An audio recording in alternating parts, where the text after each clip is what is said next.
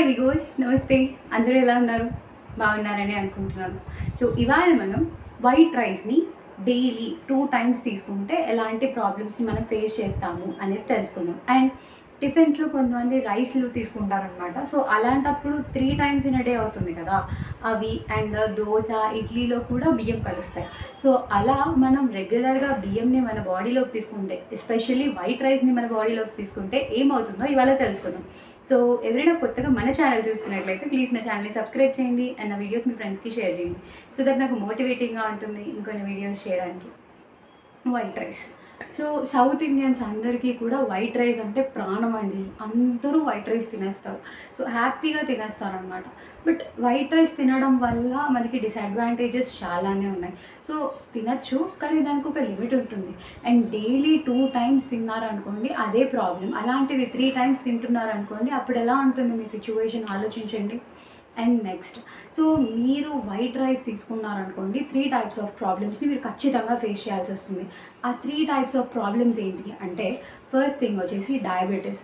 So ఎందుకు diabetes వస్తుంది అంటే, షుగర్స్ మీ బాడీలో డిపాజిట్ అయిపోతాయి అండ్ మీ బాడీలో ఎనర్జీ అలా ఏమంటారు, ఎనర్జీ అనేది మీన్స్ గ్లూకోజ్ అనేది ఎనర్జీ లాగా కన్వర్ట్ అవ్వదు అనమాట. ఎందుకంటే మనం తీసుకున్నది ఇన్సులిన్ రెసిస్టెన్స్ని చేస్తున్నాం. ఇన్సులిన్ రెసిస్టెన్స్ వచ్చేలా చేస్తుంది ఈ బియ్యం ఎక్కువగా తీసుకోవడం వల్ల.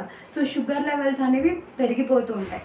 సో మన బ్లడ్ షుగర్ లెవెల్స్ పెరుగుతున్నాయి అంటే షుగర్ వస్తుంది, డయాబెటీస్ వస్తుంది, టైప్ 2 డయాబెటీస్ వస్తుంది. సో మనం ఎప్పుడైతే ఇది తీసుకున్నామో మనకి టైప్ 2 డయాబెటీస్ ఖచ్చితంగా వస్తుంది. అండ్ నెక్స్ట్, వెయిట్ గెయిన్ అవుతాం. ఎందుకు వెయిట్ గెయిన్ అవుతాము అంటే, చూడండి, మీరు రైస్ తీసుకుంటున్నారు అనుకోండి, క్యాలరీస్ ఎక్కువగా బాడీలోకి వెళ్తున్నాయి. సో రైస్ తీసుకుంటే, వైట్ రైస్ ఎస్పెషల్లీ తీసుకుంటే దాంట్లో మనకి క్యాలరీస్ ఎక్కువగా ఉంటాయి అన్నమాట. సో మొత్తం కార్బోహైడ్రేట్సే ఉంటాయి. మీకు ఆ ప్యాట్రన్ దట్ ఏం దొరకదు. లైక్ ప్రోటీన్స్ దొరకవు, విటమిన్స్ దొరకవు, మినరల్స్ దొరకవు, ఏవి దొరకవు, ఫ్యాట్స్ కూడా దొరకవు. సో మీరు ఉట్టి కార్బోహైడ్రేట్స్ తింటే మీ బాడీని ఎలా మీరు సస్టైన్ చేయగలుగుతారు? మీరు ఎలా సస్టైన్ అవుతారు? మీ బాడీని మీరు ఎలా రన్ చేయగలుగుతారు?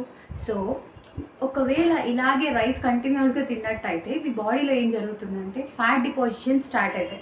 సో ఎనర్జీ అనేది ఫ్యాట్ లాగా కన్వర్ట్ అవుతుంది.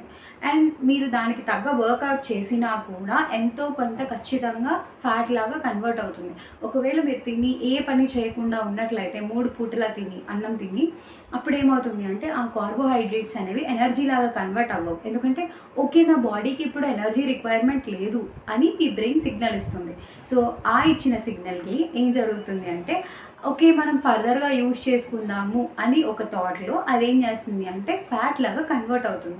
ఇది ఫ్యాట్ లాగా కన్వర్ట్ అవ్వడం వల్ల వెయిట్ గెయిన్ అనేది అవుతుంది అనమాట. సో సెకండ్ రీజన్ అయిపోయింది.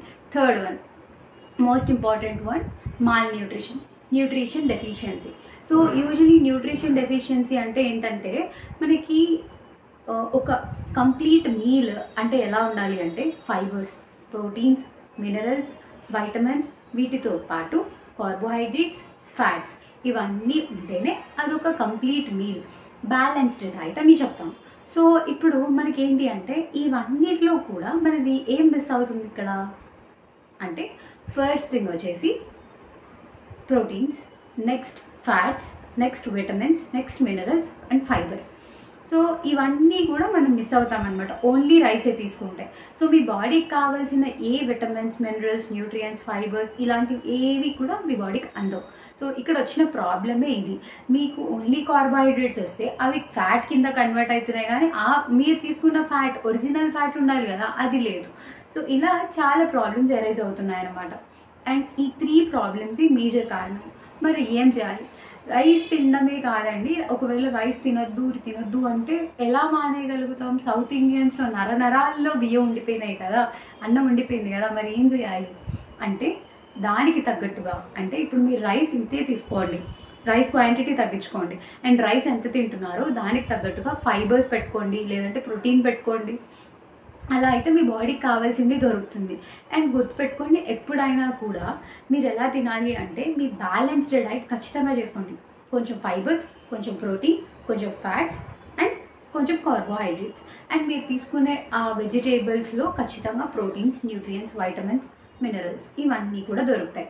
సో అలాంటివి ప్లాన్ చేసుకొని ఒక డైట్ ఏర్పాటు చేసుకుంటే మీకు చాలా మంచిది.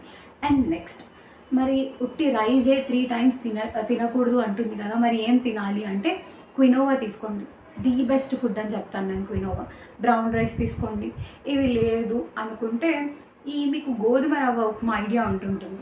సో ఈ గోధుమ రవ్వ ఉప్మా చాలా మంచిది హెల్త్కి, అండ్ మీ షుగర్ లెవెల్స్ని స్పైక్ అవ్వనియదు, క్యాలరీస్ కూడా చాలా తక్కువగా ఉంటాయి. అండ్ గోధుమ రవ్వతో సమ్ వాటర్స్ మీకు ఏం కుదిరితే అది పాసిబుల్ అయినవన్నీ ట్రై చేసుకోండి. ఈ 3 కూడా బెస్ట్ ఆప్షన్స్ రైస్కి. సో రైస్కి ఆల్టర్నేటివ్గా తినాలనుకుంటే ఇది తినండి. రైస్ తినేటప్పుడు కీరా, క్యారెట్ వాటితో పాటు ఏవైనా ఒక వెజిటేబుల్ని పెట్టుకోండి. అలా అయితేనే మీకు అది బ్యాలెన్స్ అవుతుంది అనమాట.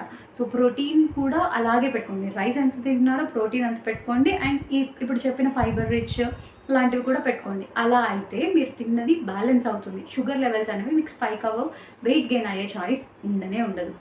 సో ఇవాళ వీడియో మీ అందరికీ అర్థమైంది అనుకుంటున్నాను. అండ్ నా వీడియోని మీ ఫ్రెండ్స్కి షేర్ చేయండి. Thanks for watching. Thank you. Bye bye.